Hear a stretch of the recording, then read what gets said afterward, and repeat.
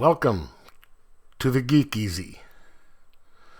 Sit back, grab a libation of your choice, and relax, 'cause it's time to do some geek stuff in the Geek Easy.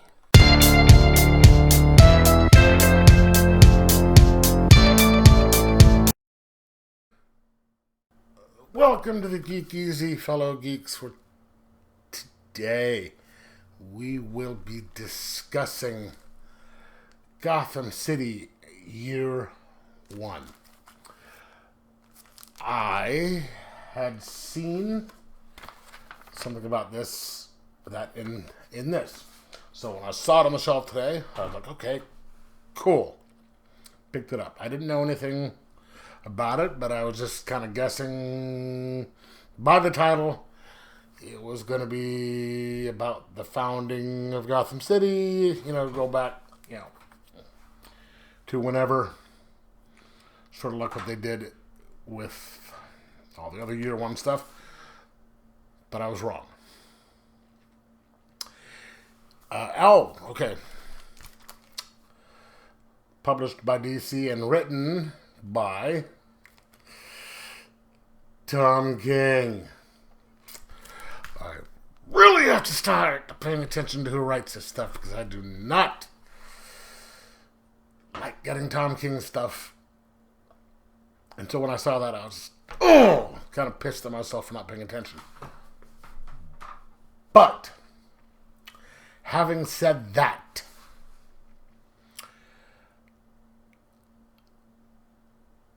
for the most part, I think he did a really good job on writing this book.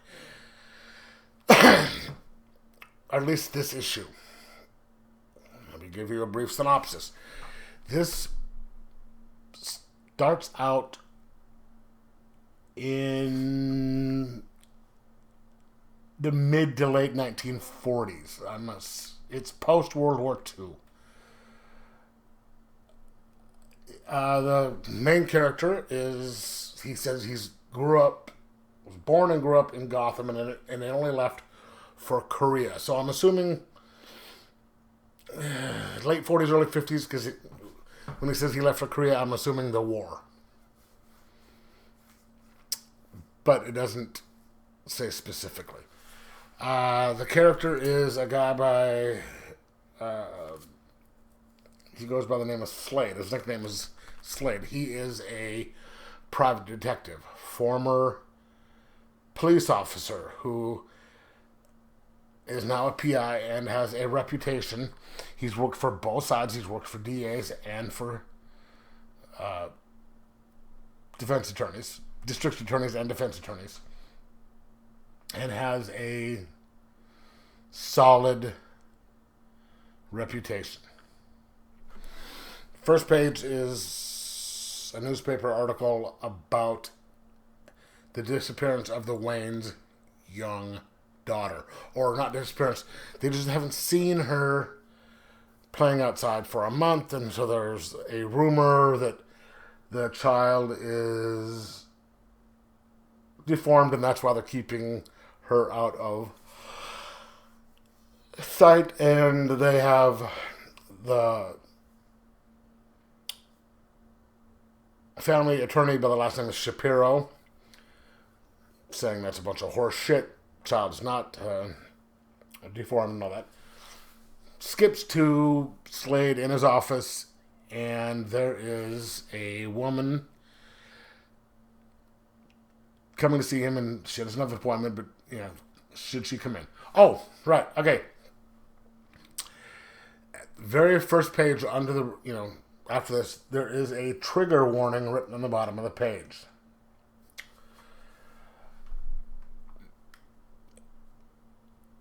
It is one saying that there is the use of certain terms in this book that might cause,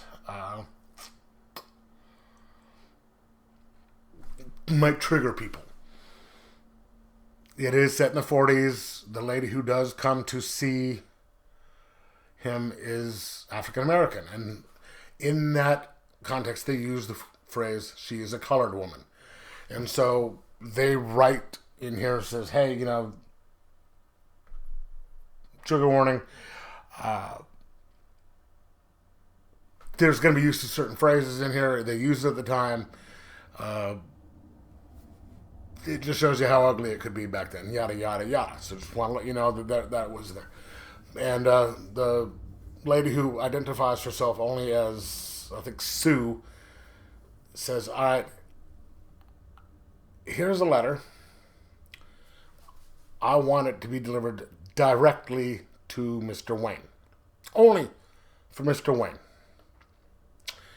Here's $100. And I guess back then that was a lot of money. Says you deliver it to him, and that's it. She was very brusque, very businesslike, refused offers to sit down. He's, trying to be polite, and she's like, done, post, I'm out. And this kind of raises his curiosity, so he sends one of his investigators out to follow her, and he's like, okay, just deliver a letter, let me earn my $100. And so he goes to deliver the letter, and shit goes sideways. Turns out that there's two people when he shows up to Wayne Manor who are security, and one of them was a former cop along with Slade, who was probably a precursor to some of the dirty cops in Gotham. You can tell they don't get along. They got into it. They kicked the shit out of him. And he wakes up and he's downstairs in the basement talking to Mrs. Wayne. Turns out the child has been kidnapped, and she wants to know if he had anything to do with it. And the letter, okay, you find out that the child had been kidnapped a month before. They got a letter saying, and it's written in very stilted English, very childlike English, saying, yeah, $100,000, you get the kid back, yada, yada, yada. And they wait all this time, and now this letter's sitting there saying, yeah, Slade here, he's going to be the one picking it up. And so that's causing him problems. And then it kicks to the very end of the book for the end of book 1.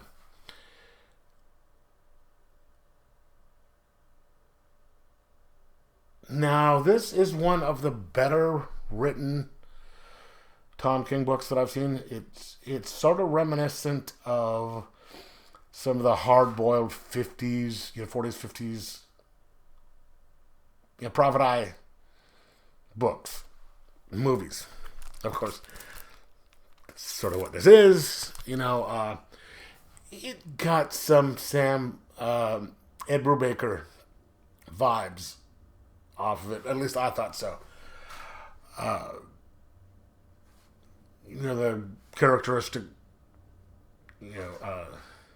there's two types of 50s private detectives. The one with the sterling reputation that just I'm Mr. Upright. No one can doubt me, and then he has to get into this hardcore situation, or the burnout derelict who still has to try and rise up to the occasion to get past the situation where he's getting fucked. And this is kind of the former.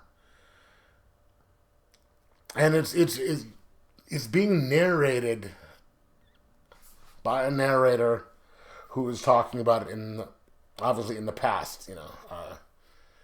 Turns out, now I'm going to do a little spoiler here, so let me give you your chance to go forward if you don't want to. But it's him, and he's talking to Batman about his, I think they said the word grandfather. So this was his Thomas's parents, and obviously sister. So I guess he was kidnapped. And right at the very end of one of the things he says is, you spend all the time, being protecting Gotham, doing it. You don't know Gotham. You don't know anything about Gotham. So that phrase right before the end, it seems to be putting things. There's two things that came to mind. Either this character doesn't know anything about the Court of Owls, and and he's a PI, so he might not have, or this is going to pretend as if the Court of Owls doesn't exist or never happened. This is just a guess because, they don't follow up on it in this issue.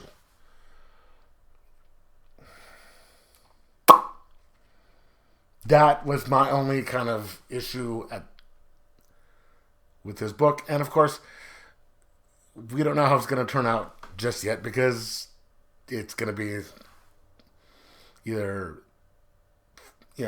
developed in book 2 or just shown why he might not know or, whatever in book 2. So that, excuse me, who knows? All right, back to non-spoilers. So overall, this was an enjoyable book, and I for my opinion on Tom King, this is a lot better than I thought it would be.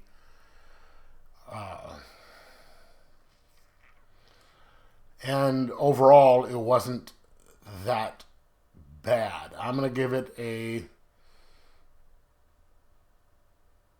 3.75, because the story moved 3.75 out of 5. The story moved, let's just go 4. Okay, let's just go 4. The story moved fairly well. Quickly, there wasn't any extraneous stuff in there that made you think, why are they writing this stuff in here? The art was a little for my taste, but it wasn't distracting. It didn't really take me out of it that much.